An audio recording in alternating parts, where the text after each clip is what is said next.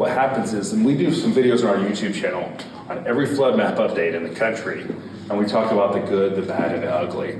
The good might be properties that are moved from a high-risk flood zone to a low risk. That could be great news if you have a mortgage.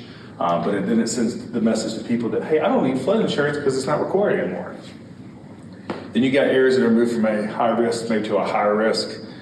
We call that the ugly. And then you have areas that are moved from not being required to being required. And we call that the bad. And so we discuss that in each one of our videos whenever these maps change. And across the country, there's probably 25 to 30 of these every month. There's about 5 counties in Georgia right now that are actually going into effect next week, where Morgan County has about 11% of the properties that are being impacted in one way or the other.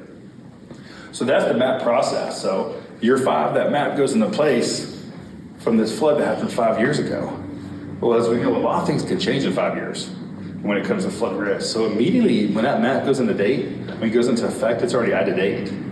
So that's one of the struggles with flood maps and using flood maps to determine, hey, do I need flood insurance or not? Because that map's telling me that I don't, but maybe they just built this new subdivision. So that's the whole flood map process.